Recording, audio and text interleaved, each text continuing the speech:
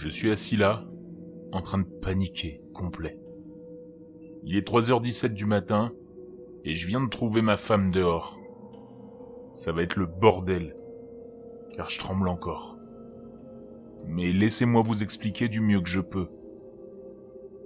Il y a quelques années, ma femme et moi nous vivions dans une autre maison. Une fois, je me suis réveillé en plein milieu de la nuit, parce que j'entendais des bruits émanant de l'autre partie de la maison.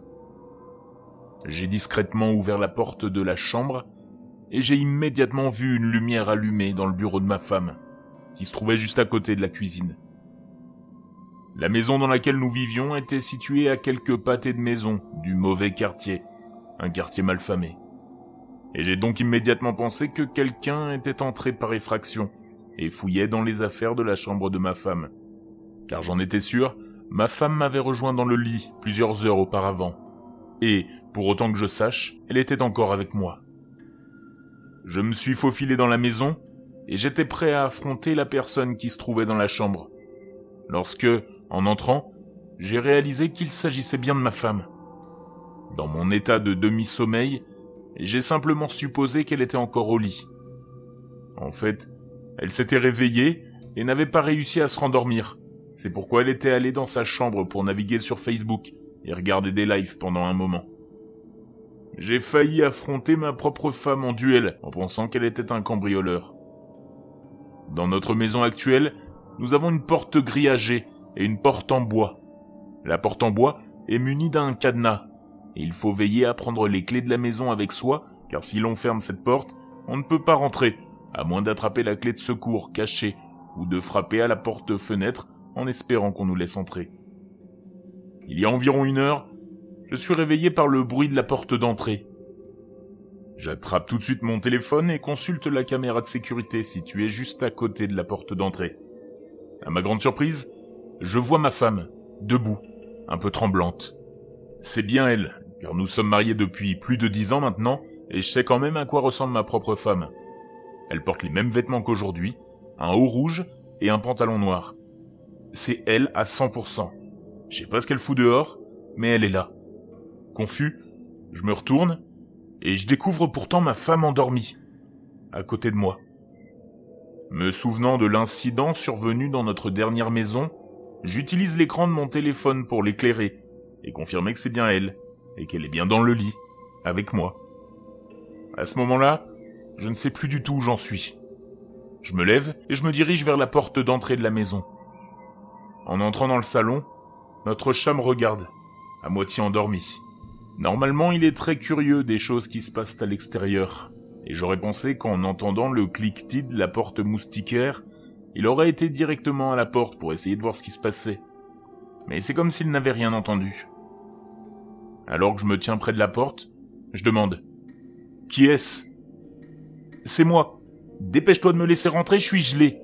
Je suis sorti parce que j'ai entendu quelque chose, mais j'ai oublié de prendre les clés dans mon sac. » On dirait tout à fait ma femme. Accent, intonation, c'est où se trouve son trousseau de clés, tout. Mais je ne suis pas convaincu, car je viens de la voir dormir dans le lit, de mes propres yeux.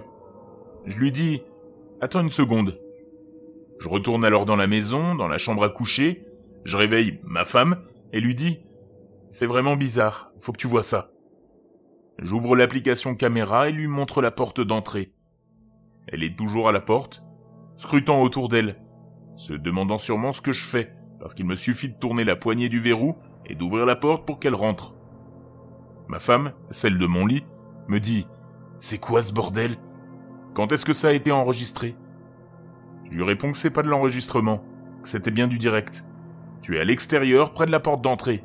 Je viens d'y aller et de demander qui c'était, et une personne qui a absolument ta voix, et qui te ressemble, m'a dit que c'était toi, et que je devrais te laisser rentrer, parce que tu étais gelé, et que tu avais laissé tes clés dans ton sac. Ma femme se lève, regarde par la fenêtre de la chambre, d'où l'on aperçoit l'alcôve de la porte d'entrée, elle sursaute et ferme les rideaux. Elle se retourne, et je n'oublierai jamais l'expression de son visage. Elle était terrifiée. « C'est bien moi !» dit-elle. À ce moment-là, je suis complètement paniqué et complètement réveillé. Je parle à ma femme et je la touche physiquement tout en essayant de regarder par la fenêtre avec elle, Mais aucun doute, elle est bien là, debout, à l'extérieur, dans la même tenue qu'elle portait aujourd'hui. Même cheveux, même lunettes, tout est pareil.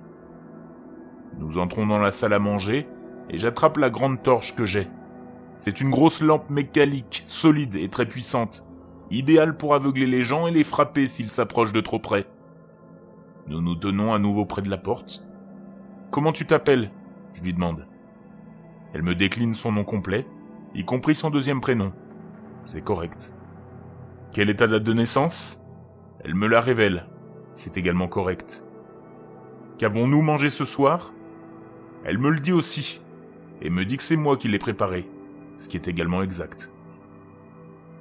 C'est là que j'entends ma vraie femme, qui se tient à côté de moi, essayant de contrôler sa respiration car elle était terrifiée.